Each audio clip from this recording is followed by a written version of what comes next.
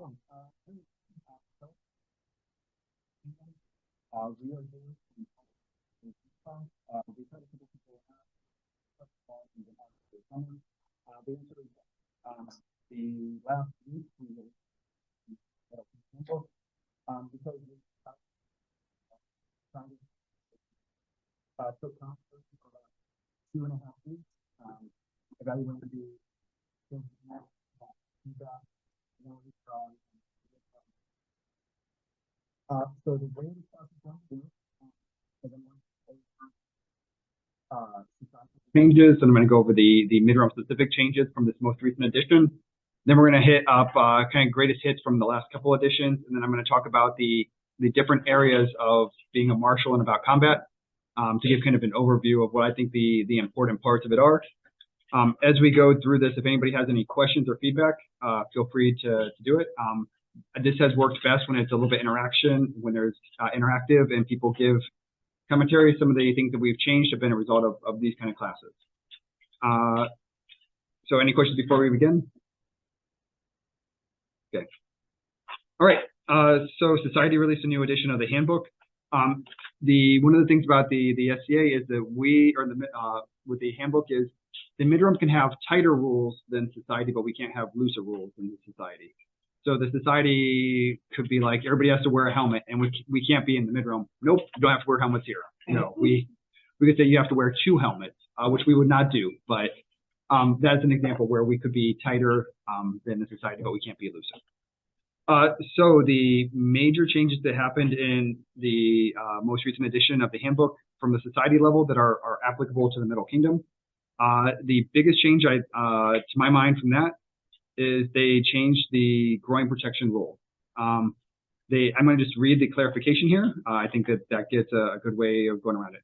The added clarification wording is that testicles must be protected to a standard equivalent to that provided by an athletic cup. So what that means is if you don't have external genitalia, you don't have to wear groin protection. Practically what that means for the Midrealm is we're not going to ask people what they're wearing in their pants. Flat out. I have some verbiage in the handbook that I should have in front of me, but I didn't. What we're basically going to ask is, are you comfortable with your groin protection? That's it. I don't need to know more than that. I care that you're protected. That's as far as we can go on that one. Any questions on that? Okay. And what that means, so that's so if you're a female, you're not required to wear it. If you're a cisgender female, you're not required to wear it. But that's nothing that's stopping you from wearing it. So I've asked a couple, and it's been kind of a mixed bag. That some have said, "Oh yeah, absolutely, I'll continue to wear it," and some have said, "Absolutely, I won't continue to wear it." Either is fine with me. They can both be comfortable with their choices, and that's totally okay. Great. They also removed the separate breast cup rule. Before there was a rule saying that you couldn't have armor that has separate breast cups. They took that out. The note here says originally that was intended to dissuade fantasy armor styles. And I guess there was some ambiguity about whether that would allow other armor styles such as lamellar, scale, and small plate armor. So it's just not a rule anymore. If people want to wear that, okay. I won't. That's fine. Probably a more impactful change is there's a single-handed thrusting tip change. We've gone from 3/4 of an inch to a 1/2 inch. So of foam padding on that. So that's going to change a little bit about how before we said you have to have 1/2 inch of progressive give. If you're only having a 1/2 inch, you really can't do that. So it's really, we're going to make sure that the thrusting tip is covering the whole top of the rattan. That there's no part where you can feel the rattan underneath, and that there's some kind of give that's not just completely solid. Sorry. So normally we press down to make sure that there's give. So we're just making sure that it's not just a hard stop now. Correct. Okay. Correct. Not on the flat surface. Yeah. To the forearms and the ears. That was a single-handed weapon change. So I'm sorry, it's got to have a 1/2 inch of progressive give, or just a 1/2 inch of foam. Just a 1/2 inch of foam. Yeah, right. And so if you press down on it, you just want to make sure that you're not stopping immediately on the rattan. That I believe is the clarification. Are we talking about the mandrakes We are not. We're talking about single-handed weapons with, we've gone from 3/4 of an inch to a 1/2 inch of foam protection. And I think His Grace had an excellent point. The thrusting tip has to cover the full size of the rattan. So you can't be able to feel the rattan as you're coming down. That's a common place where I see single-handed weapons fail, or even two-handed weapons fail. The thrusting tip has to cover all of that. We did change the maximum spear length. The maximum spear length changed from 12 feet to 9 feet. There are not very many kingdoms that, or I think in all of my time, I've seen maybe 2 or 3 people use a 12-foot spear. They weren't widely used, so to simplify it, we've gone to 9 foot everywhere. So that is the major society level changes in the new edition. In the Midrealm, we had some changes that we want to go over, and then we're going to go over to the previous editions that we had changes as well. As a note, I'm currently talking to the Earl Marshals of the East and Aethelmark to try to get us on one consistent rules of engagement. So Penzig is where this always comes up, right? And we looked at the rules, like there's always a little bit of friction between our kingdoms, and I think it's because we're all playing by slightly different rules. And so what we think of as engagement, the East doesn't have the same definition, and neither does Aethelmark. So no kingdom is trying to cheat. They're just what they're used to and what they're on is slightly different. So if we can develop a standard between all 3 of our kingdoms, that will go a long way to hopefully easing tensions. And I mean, I don't think the tensions are bad, but it'll go a long way to smoothing things over and avoiding potential issues. So that in our current edition of the handbook that's out there, we haven't finished that project, but so we're using the prior rules of that, but that's going to be something that's going to change, or I would expect that to change, unless we get them to use ours. Maybe they'll use ours. Who knows? But that's something that might change.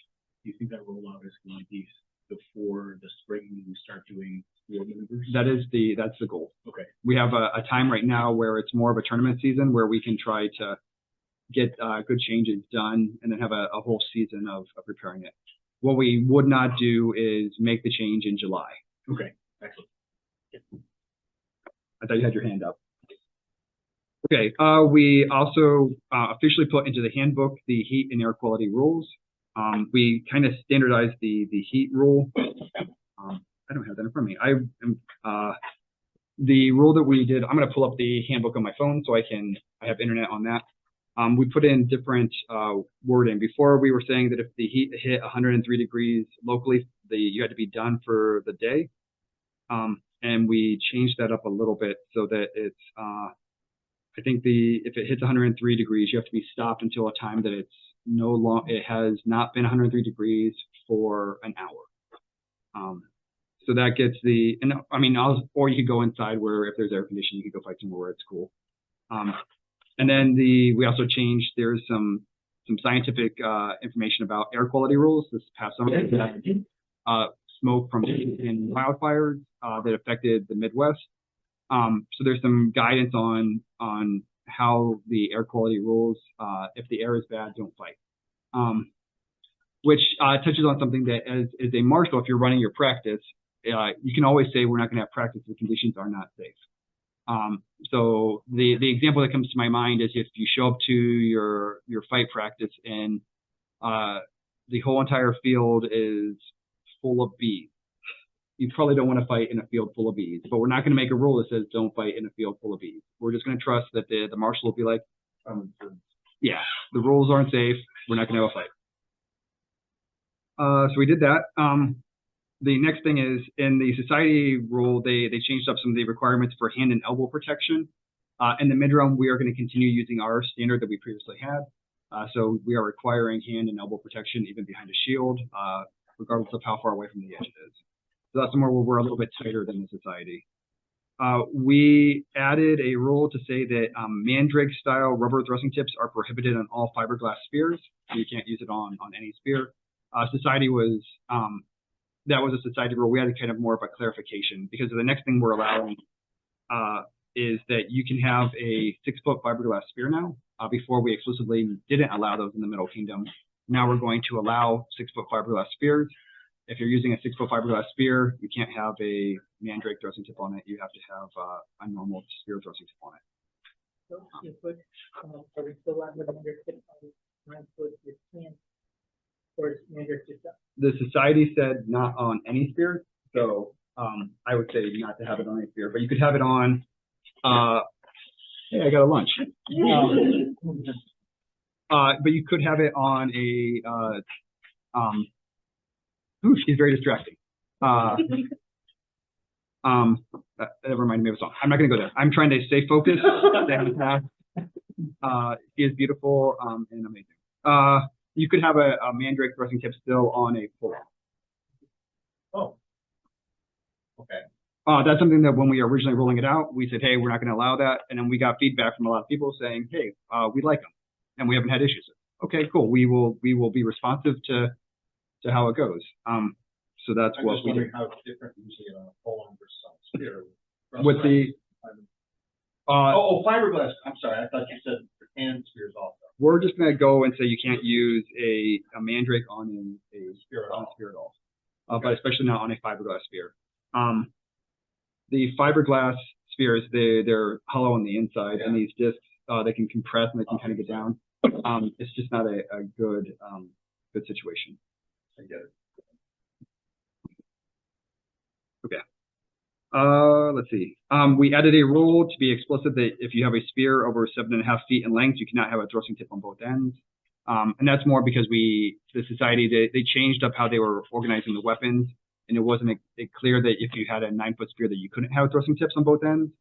We don't want anybody to have a butt spike on a 9-foot spear. So we're just trying to make sure that we're abundantly clear on that. We are now allowing foam heads and clackers on weapons over 6 feet. So you can have a rattan clacker on a foam head that's on up to a 7.5-foot weapon.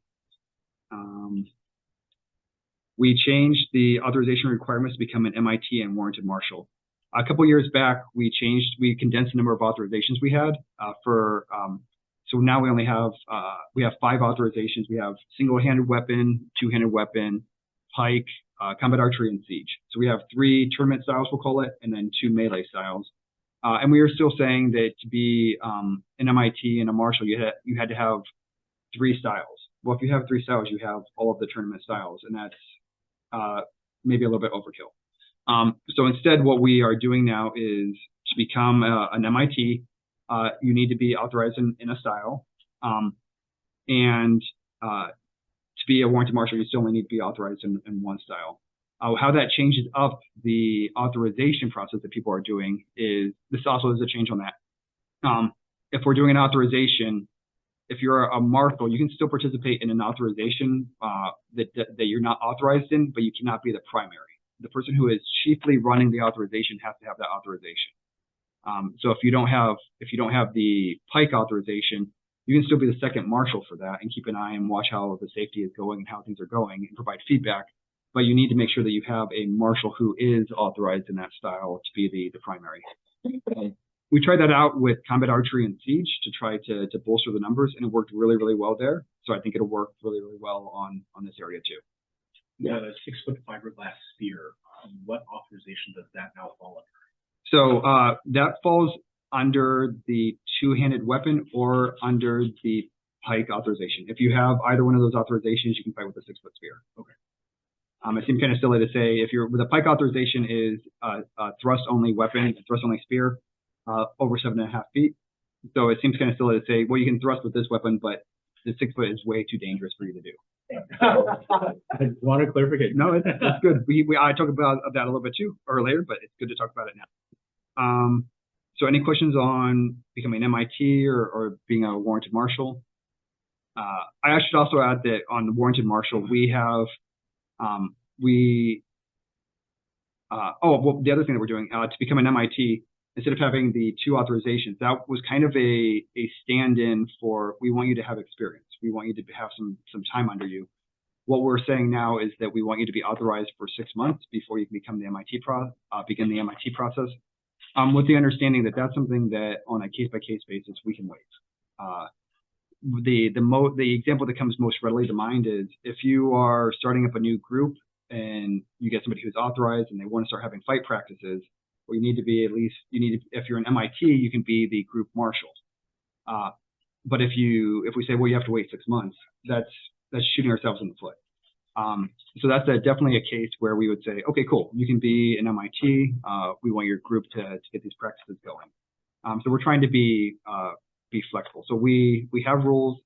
We can choose to be like, okay, we don't have to enforce this to quite as hard on that one. We also changed. We have standardized the dead combatant rules, dying defensively between the east, middle, and eighth mark. Before, we always told people to die defensively, fall on the ground, cover yourself up with a shield. And that doesn't reflect the reality that a lot of people are doing on the field. And it doesn't reflect the reality of combat. That's not always the safest thing to do, to fall on the ground. And if there's a big press of people, you might not want to have people falling on top of you. It might be more of a tripping hazard. So to kind of reflect that new reality, now we're trusting the combatants to use their heads a little bit and die in a way that's safe and that doesn't interfere with the melee. So what that means is if I die, I can't walk through I'm dead. I'm no longer part of the combat. I can't walk through my opponent's lines. I can't, I need to die and try to get out of the way as much as I can. So that could be calling good and putting your sword over your head and walking back and getting out. It could be good and you take a knee, so you're not having people trample you. It can be calling good and falling on the ground and protecting. You got asked about that too, that sometimes people want to, if they die, they want to die in place so that they are acting as an impediment to their opponent. They can still do that. So how does this change our basic authorization process? Yeah. So we did an authorization this past weekend, or I did one this past week, and we put this into motion. We, at the end, we just had a conversation with the combatant. We said, okay, we need to make sure that you know how to die defensively, how to handle dying in a melee. So it's not even dying defensively. So we said, these are different things that you can do. You can die defensively and cover up like this. That's still allowed. You can take a knee. We just had a conversation. We walked through all the different things to make sure that they were aware of what they could do and what they can't or shouldn't do.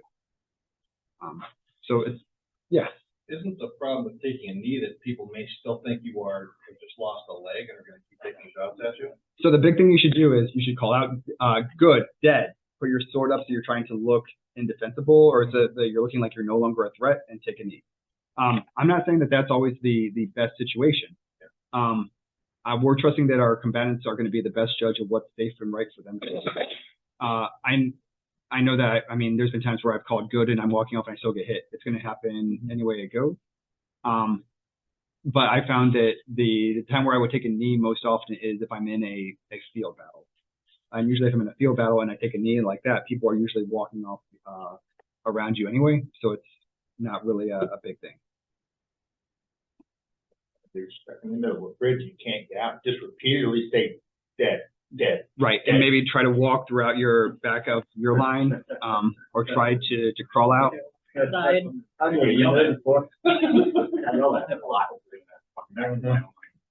Well, yeah, we want to make sure you're safe. Safety trumps strategy. I agree. And that's why I'm the marshal and not the commander.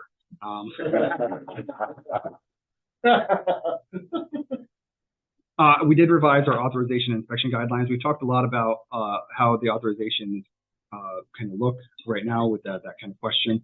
And we'll talk about it a little bit more in a bit. When it comes to inspection guidelines, we want to try to do as much of the inspection without touching the person as possible. And when we are touching them, we want to let the person know what we're about to do and make sure that we have consent. So if somebody is wearing typical 14th century armor where it's all exposed, I can probably have them bend their elbows and bend their knees, and I can see probably most of their gear, and I don't need to touch them at all. If somebody's fighting in like a Norse kit where the armor's all hidden or their knees, when I come down to the knees, I might say, okay, I need to check your knees. I'm going to touch your knees. Is that okay? And I'm pretty sure they'll say yes. And then you do that check. At no point when we've already talked a little bit about the groin protection change. When it comes to time for that, we're just going to say, are you comfortable with your groin protection? Yes. And then we move on. We are going to need, when we're doing the inspections for the face, we are going to need to touch the face. We still need to do helmet inspections both on and off the head. So if somebody comes, yeah. We teach you new guys, especially when you check the face, though. don't slide the gate. Well, that's what I'm about to talk about. Oh, okay. So Sorry. you're right. So we need to, we're going to check, we want to check helmets both on and off the head. When the helmet is on the head, the primary things that we want to check, we want to make sure the coverage, when we want them to have their face in a neutral position, so we can check to make sure that there is about the neck coverage. What that doesn't mean is, okay, you have your helmet on, now I need you to tilt your head back and go this way so I can try to see a place where I can hit you. We're checking for helmets with it in a neutral position. Something we should understand is we're inherently doing something a little bit dangerous. We're taking sticks and we're hitting our friends with them. That is, we are assuming a little bit of risk, and that's okay. People can assume risk with your own body. You can make these decisions, and you can go out and do that. So we're not trying to protect from every single possible occasion that somebody's going to get hurt. We can't do that. If we were doing that, we wouldn't fight. We're just trying. A marshal should really be another second set of eyes to make sure that your gear is there and that it's looking good, and that it meets a minimum standard. So then after we've taken off the helmet, we do need to do the pushing on the helmet to make sure that the helmet isn't going to hit the nose if it's hit. But after that, then they take off the helmet, and that's when I would take my gauge and I would do the gauging then. It's a lot better experience than if the helmet's on your head and they run the gauge over it. So it's just a better round. So then you gauge it and you look on the inside, you're checking the padding to make sure the padding looks good. Make sure that the rivets and welds are good and in good shape. Any questions about any of the new changes that we've put in on the society and kingdom level? Okay. Another thing we want to talk about that's not in the rules yet, but we are doing a single-handed weapon to thrusting tip experiment. So most people think of it as a butt spike experiment. The rule is currently that you can have either a thrusting tip or a butt spike on a single-handed weapon, but not both. We are now doing an experiment where you could have both. And so that will, if you want to be on that experiment, you need to email Drangi, my deputy for armored combat, and Ike Brander, the deputy for experiments. Let them know that you want to be part of the experiment.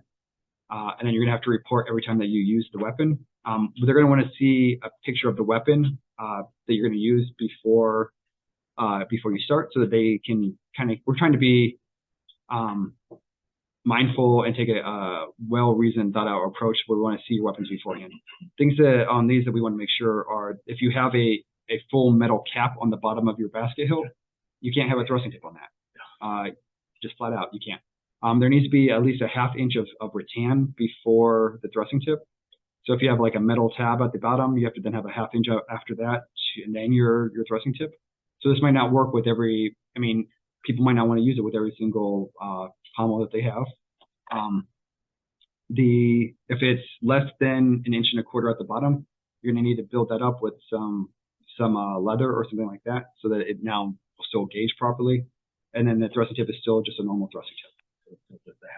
Yeah. Okay. So we have that going through. That's an experiment that we're going to run for a while. So those are the most recent changes. That's the main things we want to cover. This past summer, let's see what changes we had.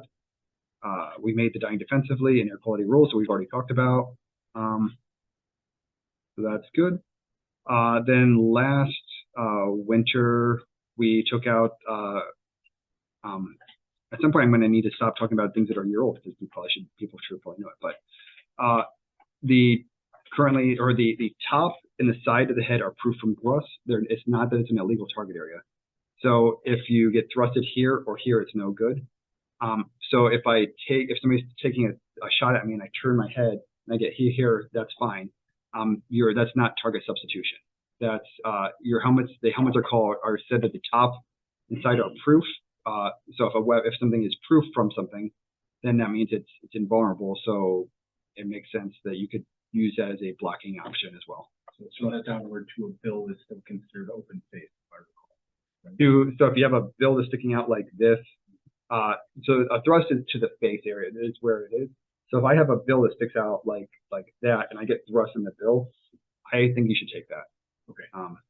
That's sticking out, and that's going to be. Part of this is going to be maybe the right. angles. If a thrusting is coming up, then maybe I wouldn't. But if a thrust is coming down, I would. If it lands straight on it, I probably would. Right. So the only reason I ask is that you get into a situation, right, the opponent is on their knees and the thrust does come down. We have been proving that it's fair. Right. So it's good to know That I would think that would be a good thing. I mean, that's going to kind of be a helmet by helmet, case by case kind of role. And if you have that kind of helmet, you should be conscious of what you have and how it's going to go. Just to clarify, this used to be target substitution. It's no longer target substitution. Correct. That's something that a lot of people get used to. We've been doing it for a year, and I haven't heard too much of an issue. Same calibration, face versus touch, not head over. You know, the golf course a lot, you know, you'd see people turn their head to, oh, that's proof. And so they turn their head back, and next thing you know, turning step the second time, and the guy just wiped up and jacked your head. Right. If you're hitting too hard, we should probably be pulling, like having a conversation, and somebody blocking your shot is not cause for you to hit them harder. Yeah. And if somebody does that, then we need to have a conversation with them. Okay. Shots from a two-handed weapon that are thrown with only one hand are to be treated as though they are thrown from the one-handed version of that weapon. So if I have a pull arm or if I have a pull axe, I have an axe. If I hit you one-handed, or if I have an axe and I hit you one-handed in a joint, that's a kill. If I have a pull arm and it's a pull axe and I hit you in a joint, that's a kill if I hit you with two hands, or if I hit you with one hand, right? It's a mass weapon. Mass weapons are kills when they hit to the joint. What it really comes down to is if I have a great sword or a hand and a half sword, and I throw that one-handed, I'm effectively using a one-handed sword. So that's really where that comes in. Okay. We have had a rule in the book saying that if you want to be a marshal, you need to be authorized. We have said that if you were previously authorized, you may continue to be a marshal on like a case-by-case permission kind of basis.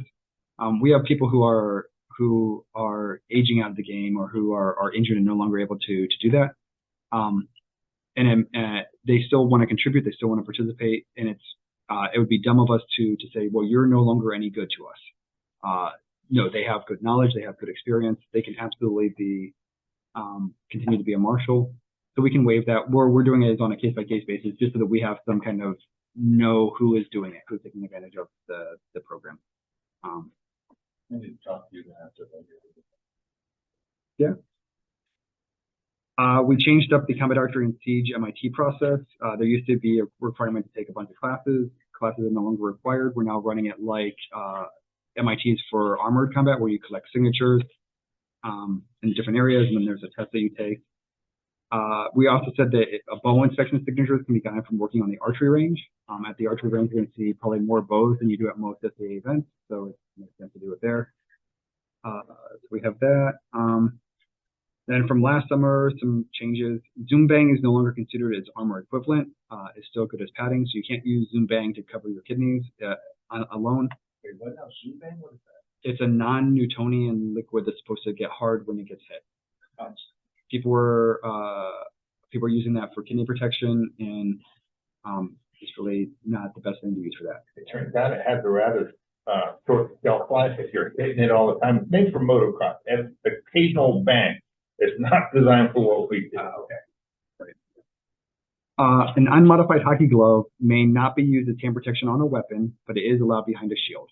So if you have a hockey glove, you can use that for behind a shield. If you want to use it as a pair of gauntlets, you need to cover that in some leather to boost up the protection a little bit. A question about that. So, hockey glove. Think about the hockey glove. That's the street hockey glove, right? Street hockey gloves are only good for padding. This is an ice hockey glove. Okay, so this one makes sure I'm not. Sorry, what? Did you see that? That's what I'm talking about. Yeah. I don't know that I've seen lacrosse gloves.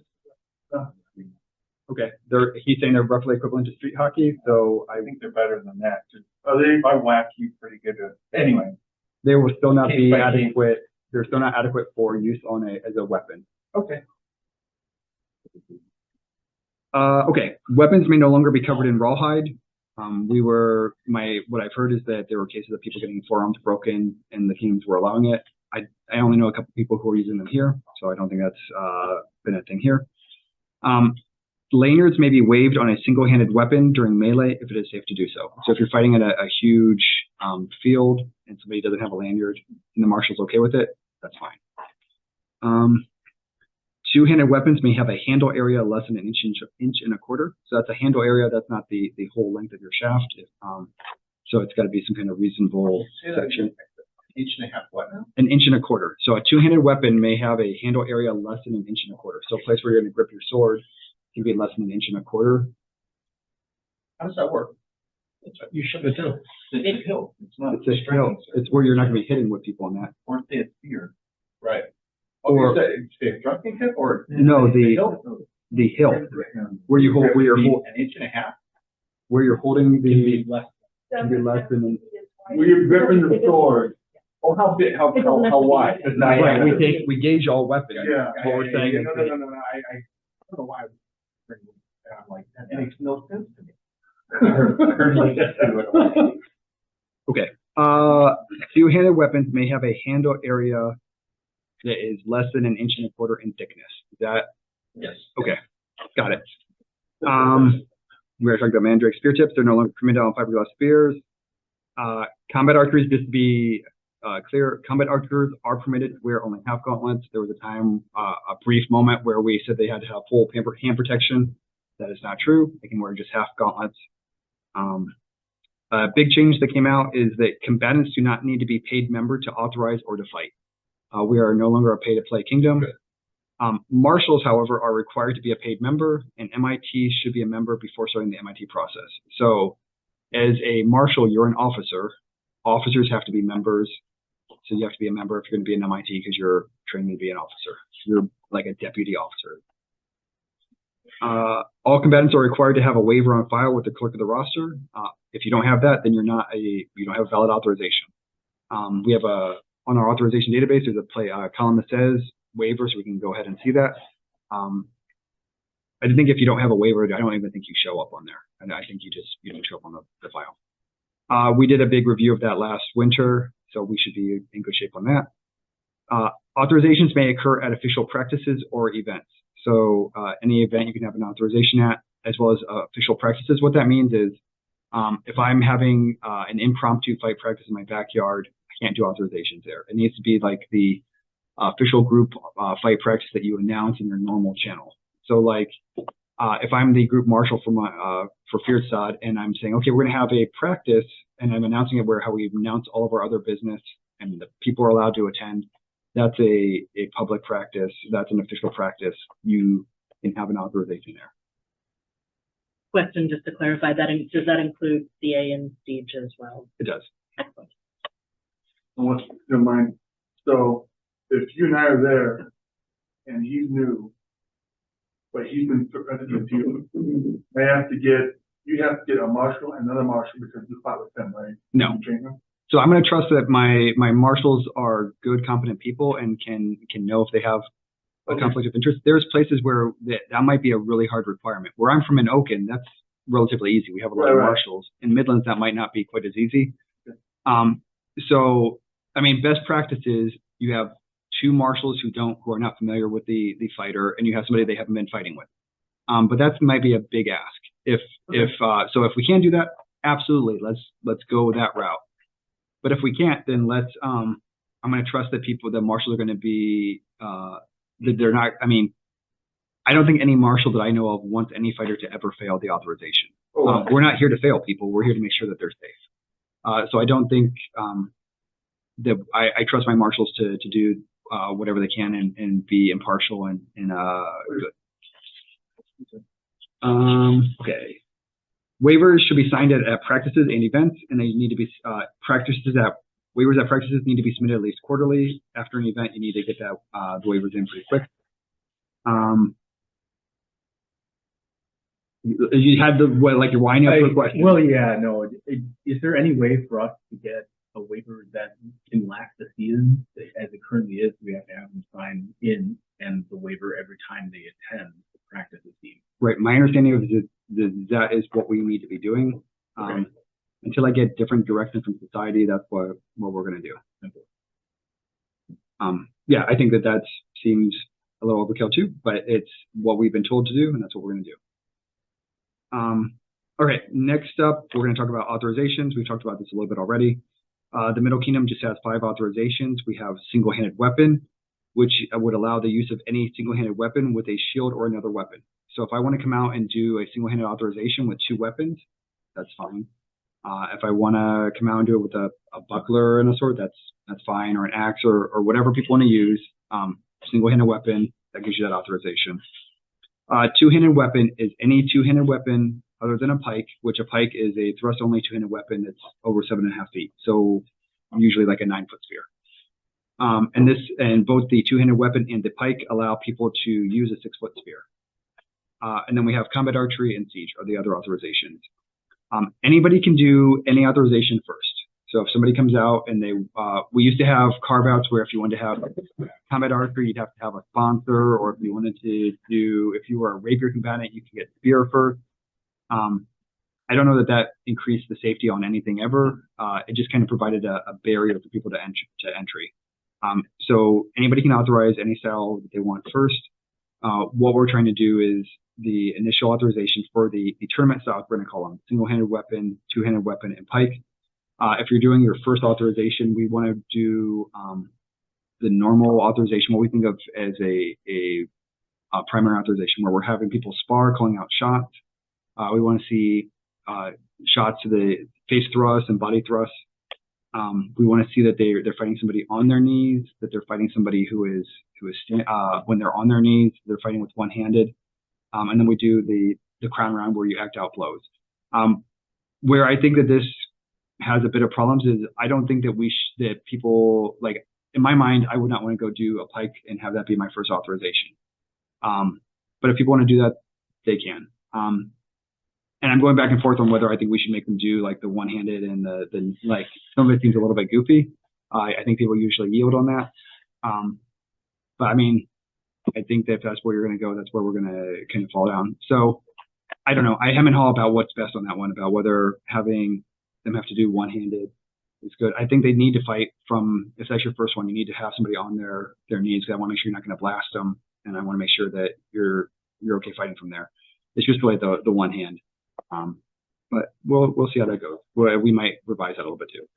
I don't know that I've ever seen this come up, but I mean, I do know there's some people that fight single-handed weapons with no thrusting tips.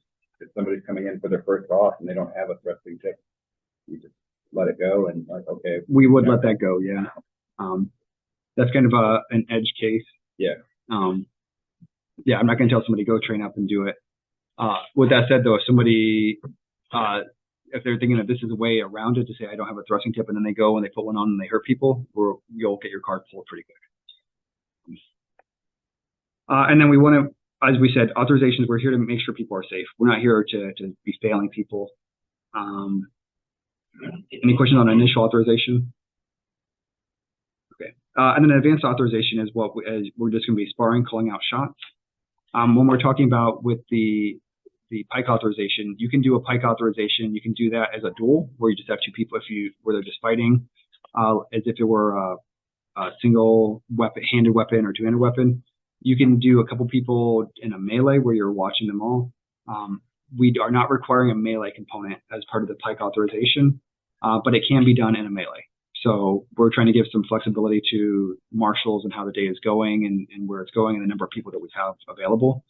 So we're going to do that. Yeah. We can still, can we still combine the glaive and spear authorization together? So we have, no, because there are 2 different, we have a two-handed weapon, which would be the glaive, and then that would allow you to use a 6-foot spear. But if you want to have you can't have a 9-foot glaive. So you'd have to do a 9-foot. That's why I meant if I'm authorizing him in a glaive and he has that tip on it, and hey, are you interested in doing the spear off? He says, yes. Can we go ahead and do that too? You can do 2 authorizations in one day, just not at the same time. Oh, okay. Okay. How are we doing with time? We're at 12:44, so we got. We're going to see what we can get through. We're going to talk rules of the list. Combatants assume the risk for any harm suffered by combat. We know this. We're doing something that's a little bit dangerous. We're assuming some risk. Combatants must be acceptable to the sovereign or their representative. So that means a territorial baron or baroness in their territory is the representative of the crown. They can tell you that you're to get out of here. They're no different than the king and queen in that regard. And that's also the marshalate. The marshalate, we are an officer of the crown, and we are acting in that capacity. We can tell people that they are no longer allowed to fight at that moment. And that's subject to review and appeal. So if somebody gets bounced, the marshal of the event you could appeal. If it's just a marshal of the field, you could appeal to the marshal of the event, or to the regional, or to me. You could appeal to the crown if you want, and you can ultimately appeal to the society Earl Marshal. Most of the time they're not going to be at the event, so good luck with that. But if the local territorial baron is the one who says you're not acceptable to me, right, what is the next level of appeal to that? The marshal or the crown? So that is something that has never come up. So I would suspect that would be probably the regional, because if I'm going to slot them in a place in the hierarchy, there'd be regional, then the deputy for armor combat, then me, then the crown.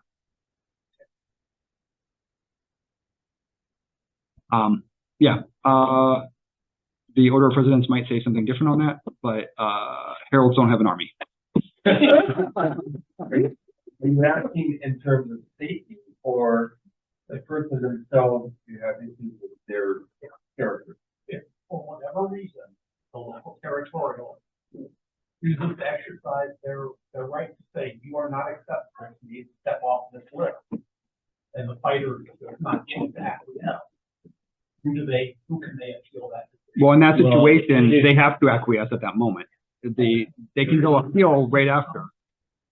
Right. It would go to the regional, and then to. I would imagine, though, that if something were like that to happen, that the autocrat, who is a temporary seneschal, will remove that individual from the cycle. We're here speculating about a bunch of stuff. This is something we can talk about maybe afterwards. I have a bunch more information I'd like to try to get through. I have a class on 15 minutes. I'm going to take off. You're going to be around all day. Yep. Okay, I will try and find you later. Okay. The sovereign or the marshalate may bar any weapon or armor from use upon the field, and again, that's subject to the whole appeal process. We expect combatants to behave in a chivalrous manner. No one is required to participate in combat-related activities, and no one must accept a challenge. So, with the caveat that tournament fights are not a challenge. So I don't ever have to fight anybody that I don't want to. Nobody can be forced to. If I draw somebody I don't want to fight in a tournament, I don't have to fight them, but I'm forfeiting that fight. That makes sense? Okay, that means yes. No one may wear a real weapon on the field while fighting or while present during combat. Combat conventions. All weapons armor must meet the society and Midrealm standards. All fighters are to be inspected before each event and practice. And I think that's important. I fight a lot. I went to a Wintarian practice and they checked my helmet and the bar grill was busted.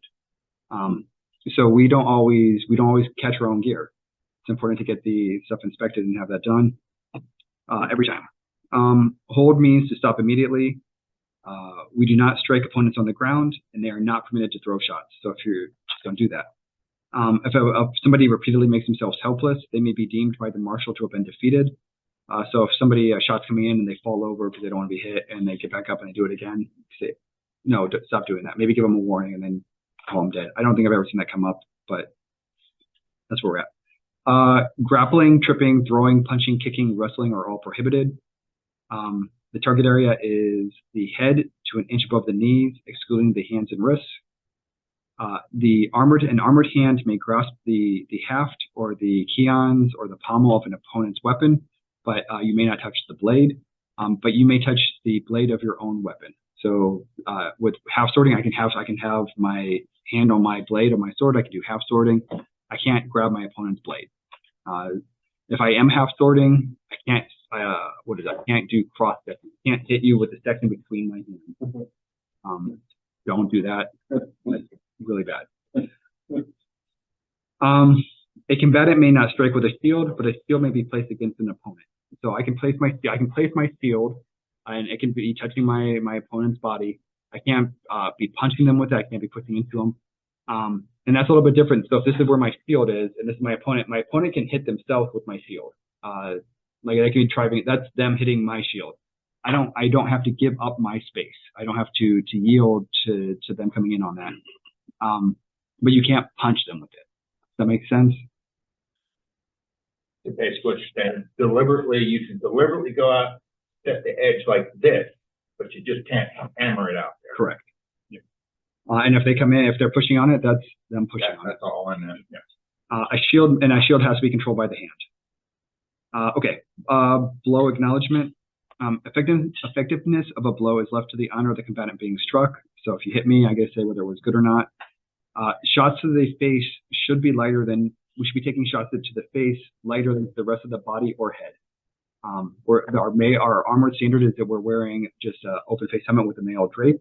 A shot to the face should be lighter than elsewhere. I found out at Penzig that the Atlanta takes lighter to the face than we do. We can probably lighten up a little bit on face thrusts, or not face thrusts, on face shots to the face. Face thrusts are positive force, body thrusts are harder, and we've already talked about the top and sides are proof and thrust. Mass weapon shots to the hip and shoulder are fatal. If a wounded limb blocks an otherwise acceptable blow, that blow should be counted as though the limb were not there. So what that means is if I'm here, if you hit me in this part again on my shoulder, I'm not going to take that as a kill. Like, I'm making a good faith effort to keep it out of the way. Just like if you hit somebody in the leg that you've already struck their leg, like I've taken your leg. If I hit you in the leg again, I'm not like, oh, you're dead. No. What that means is if I'm here and I bring my arm out, like I lost this arm and then I get hit in that arm, you're trying to block with your arm. You need to take that shot. That's how I've been interpreting that rule, not double tapping to the, like I guess it's like I don't want to come all the way forward and say, oh, that's keeping it out of the way. It's a good faith effort to keep your arm out of the way. If you get hit in the arm again, you're fine. A blow that strikes with sufficient force and proper orientation is good regardless of what it hits prior to the combatant. So that's not a reason to go swing harder. That'll get you in other troubles. But if a shot comes in and it hits your shield, it just touches your shield and hits you in the head with a good shot, it's still a good shot. Any questions? Okay, we got 5 minutes and we're almost there. I guess we have 10 minutes, but we're going to try to do this in 5. Armor standard, we've talked about a lot of this already. The helmet, the face guard shall prevent a 1-inch dowel from entering. So weapons are 1.25 inches. The cap on helmet is 1 inch, so hopefully people don't get hit in the face. For the neck, for a gorget, you could wear a canal that drapes to absorb the flow that the force of a blow is acceptable. But it has to have a good drape. It can't be something like the drape is what's causing it. And if you're doing that, you have to make sure that there's padding at the back of the neck as well. And we're requiring hand protection behind the shield. So everything else is kind of standard. I don't know that we need to get into. Weapon standards, minimum diameter is 1.25 inches. We've already talked about the butt spike experiment. We've already talked about thrusting tips. We've already talked about inspecting. So the big thing that we have left is talking about marshalling duties. As a marshal, we have 3 near equal priorities: safety, fair witness, and showmanship. So safety, we're there to make sure people are safe. Fair witness, I want to be able to tell people, the combatants, what happened. And showmanship, I need to remember that this is a spectator sport and I want to have people able to watch and see what's going on. So the way I think about that is with fair witness, we need to be able to tell somebody, oh, you hit with the flat. If as a marshal, we have a duty to tell the combatants things that they might not be able to see. So that's primarily flat shot. That's if somebody's hitting with the haft of a weapon, and the placement of thrust. We usually let people talk about that a little bit more. So if I'm hitting somebody flat, I might not know it, they might not know it. The marshal should say that was flat. If somebody's hitting with the haft of the weapon, they might not realize it either. The marshal should let people know that. So that's kind of the fair witness. When it comes to showmanship, we need to be mindful not to block the view as best as we can. Sometimes we need to block it for other ways. The way I think of it is that crown tournament, if I wanted to make sure we never missed a shot, I could line the combatants with marshals, but then nobody else could see. So we have to balance all 3 of these. Okay, when an injury occurs on the field, our primary concern is to get to that person and take care of them. Take care of that person first. After that, then notify your regional if there's an injury. An incident involves the death or a serious injury of a participant, or if the mundane authorities come, you need to report that as soon as possible to me by telephone. Give me a call, let me know what's going on. Take care of the person first who's hurt. Absolutely take care of them first, and then let me know so we can take care of the society too and protect both parts of that. Marshals should be an impartial witness. We talked about this a little bit with the authorization. Wherever possible, I want my marshals, if it's a big tournament and there's a lot of marshals and my squire is fighting the list that I'm marshaling, I'm going to step out and have somebody else come in. Even though I think that I can be impartial, it doesn't look impartial to the people who are watching it. So wherever possible, we want to have both impartiality in appearance as well as fact. So we have that. If I'm at a local event, though, if I'm the only marshal there and my guy is fighting in the tournament, I'm not going to step out. I'm not going to be like, you can't fight. That's silly. We're going to instead trust that people can be impartial and can do that. So whenever possible, have somebody else step in. But if it can't, then do your best job. We already talked about when a blow is not good. And then a copy of the rules of the list to be available at the list table. For me, I keep it on my phone. I count having an electronic copy is good enough. And that gets us through all of the stuff we have with 5 minutes left. Does anybody have any questions? Colin? Mail over the kidneys for sufficient by itself? So that is a fun place to be. The last official word that I've gotten in writing from the previous Society Earl Marshal said that it was good. I have been told that it's not addressed in the current edition of the handbook. So I'm going with what the last written verbiage that I can point to says. So at this moment, yes, I would expect that to change.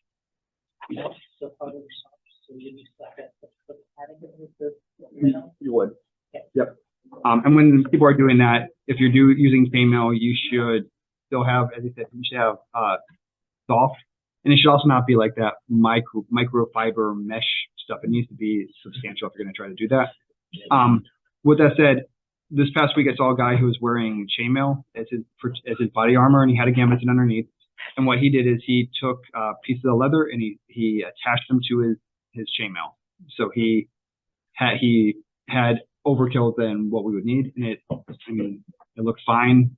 He wore a circuit over top of it, but it wasn't any more encumbering than anything else. So I think there's an easy solution that would address that rule too. Oh, I should address that too.